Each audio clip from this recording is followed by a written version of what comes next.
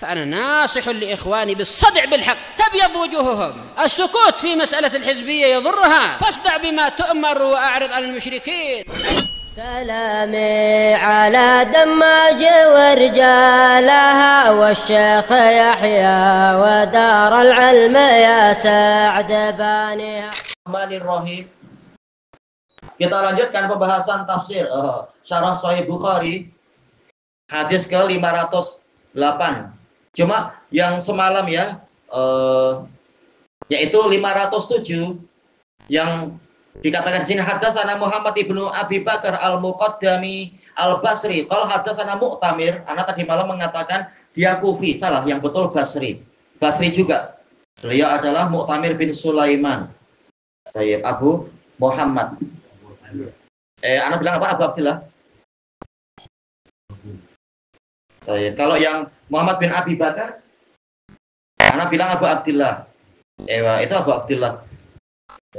Mu'tamir bin Sulaiman yang betul adalah Abu Muhammad al-Basri. Tapi hadis ini menunjukkan kewajiban sutroh. Dalil lebih banyak, lebih kuat menunjukkan sutroh itu wajib. Yang malam tadi memang jumhur menggunakan satu hadis saja yang masih mungkin ditakwil, mengatakan Nabi pernah sholat di Mina tanpa menghadap dinding. Padahal boleh jadi ada cara yang lain, atau boleh jadi ada ini, ada apa itu kendaraan, masih mungkin untuk ditakwil. Jamhur itu termasuk Syafi'i. Tidak selalu harus dipastikan lagi. Tapi tak masalah, kita hujahnya kembali ke dalilnya. Mana dalil yang kuat? Jelas yang kuat adalah yang mewajibkan itu. Cuma ini memang masih ijtihadi ya. Baik, kita masuk al-babu tasi' wa tis'un. Bab yang ke-99, babus sholati ila sarir. Salat menghadap, menghala ke sarir, yaitu katil, ke ranjang. Jelas sebenarnya ini sudah masuk ke hadis-hadis sebelumnya. Salat harus pakai sutroh. Cuma di sini karena Imam Bukhari memang hadisnya banyak, masing-masing beliau buat jadi bab. Jadi contoh, yaitu sutroh itu boleh berupa ranjang, berupa katil.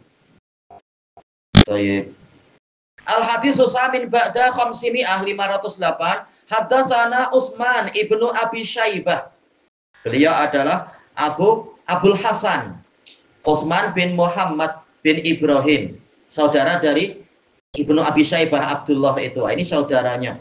Beliau imam, hafidh, mufassir, faqih, gelarnya banyak.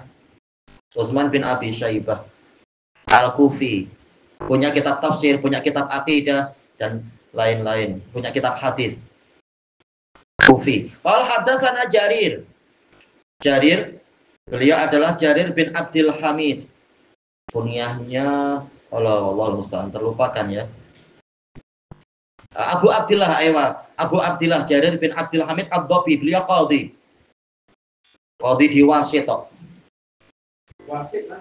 Wasit di Irak juga. Ini Iraqion. Iya betul. Ini semuanya Iraqion kecuali nanti.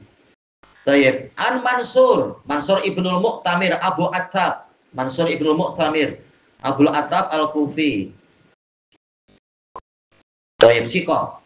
Hafalannya sangat hebat, setara dengan Sufyan Ats-Tsauri. Ini Mansur ibnul Mu'tamir. Cuma beliau mati syahid. Tapi mati syahidnya bukan karena dibunuh orang, cuma eksiden. Karena yang beliau imam besar, hadisnya hebat dan kualitinya sangat tinggi. Yang hadir di majelisnya itu berpuluh-puluh ribu. Pernah suatu ketika yang belakang mendesak ke depan. Syekhnya terdesak, kehabisan nafas, meninggal. Wah, musibah. Iya, penuh sesak. Allah musta'an. Oksigennya habis. Saya meninggal di majelis ilmu. Saya musibah tidak sengaja. An Ibrahim bin Yazid An-Nakhai Abu Imran Al-Kufi.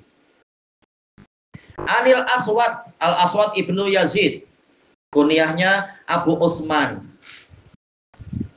Ini termasuk apa? Murid yang disayang oleh Aisyah, murid yang bagus, yang hadisnya bagus, ahli ibadah, dan doanya itu selalu terkabul. Ini Al-Aswad ibnu Yazid.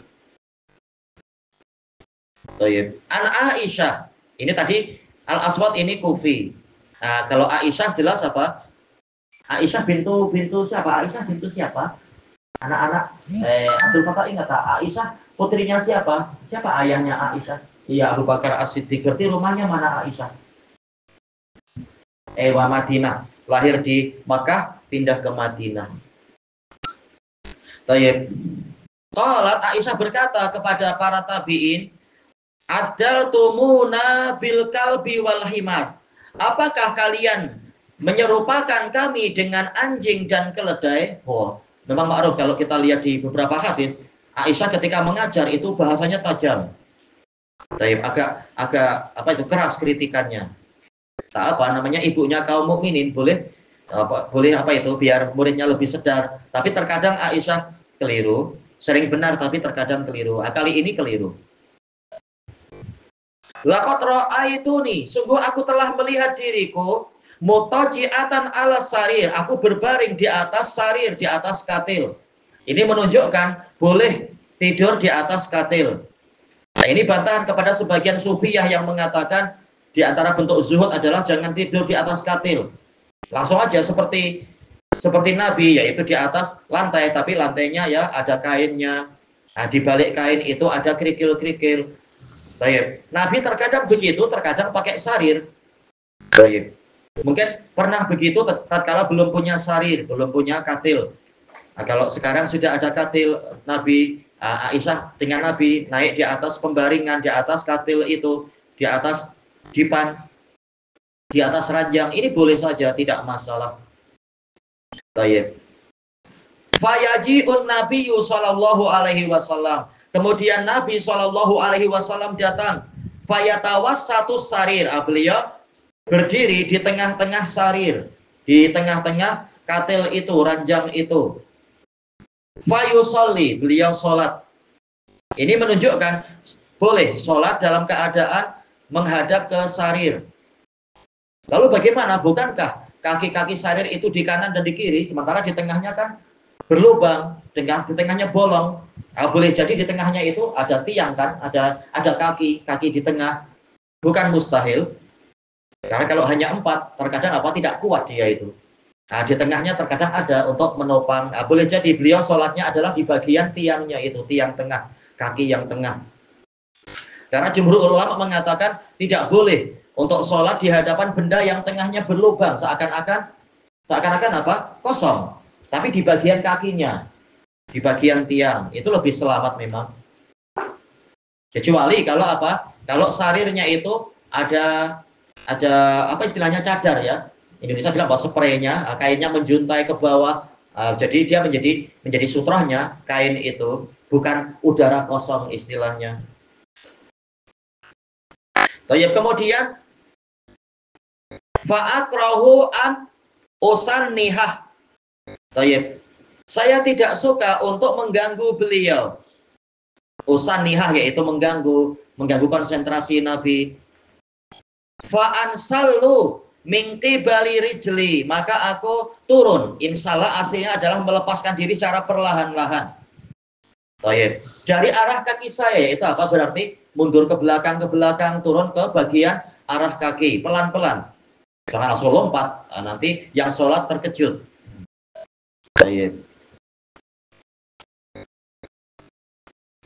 Mingki bali, ya salah baca ya. Rijlai sarir, kedua kaki sarir, kaki katilnya itu.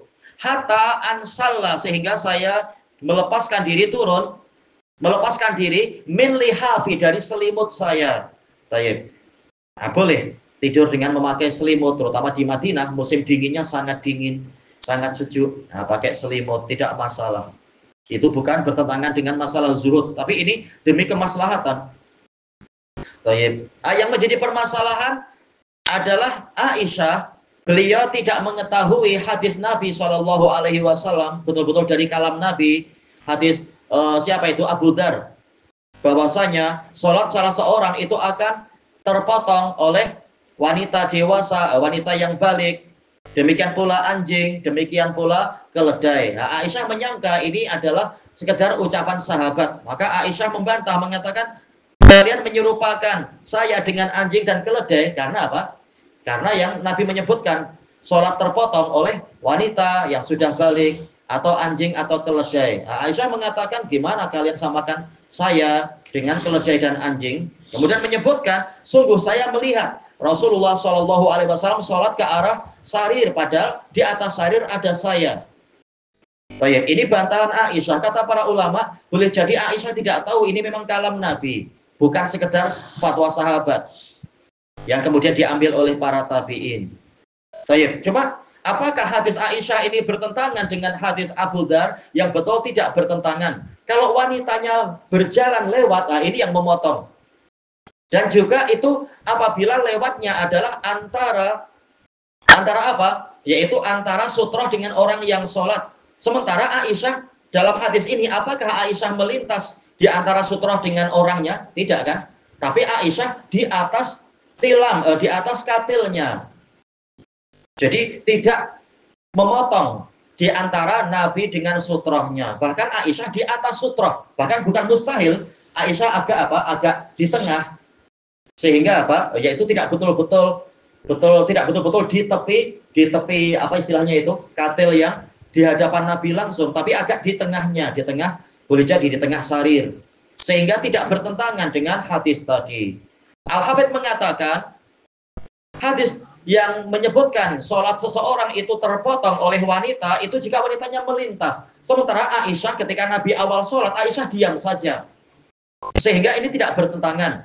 Kalaupun Aisyah pergi, tidak masalah. Karena sholatnya Nabi itu bukan kepada Aisyah, bukan menghadap ke Aisyah, tapi menghadap ke katilnya itu. Dan Aisyah tidak melintas di hadapan Nabi dengan katil, tetapi melintas di atas katil. Maka sama sekali hadis ini tidak bertentangan. Hadis ini hadis ini dan hadis yang semisalnya dikumpulkan oleh salah seorang doktor dalam risalah doktorah tentang apa? Tentang kritikan-kritikan Aisyah terhadap para fuqaha yang lain. Nah, di antaranya hadis ini. Cuma kali ini Aisyah yang keliru. Nah, terkadang Aisyah yang betul. Ada bab khusus, ada kitab khusus tentang itu. Dulu di Damat ada satu jilid, kalau tak salah satu jilid dibahas itu. Menunjukkan Aisyah ini memang wanita yang apa itu? Faqihah, yang faqih. Tidak ada wanita yang lebih faqih daripada beliau. Cuma terkadang ya namanya masih apa? Manusia, terkadang keliru. Baik, terkadang yang membantah Aisyah adalah istri-istri Nabi yang lain dan Aisyah kalah. Nah, terkadang Aisyah yang betul dan sebagainya. Ini kembali kepada kekuatan pendalilan. Baik, intinya boleh sholat ke arah sarir, tidak masalah. Baik, ilahuna wallahu a'lam. Subhanakallahumma wa bihamdika la ilaha illa anta astaghfiruka wa atubu ilaik. Walhamdulillahirabbil alamin. Jazakumullahu khairan.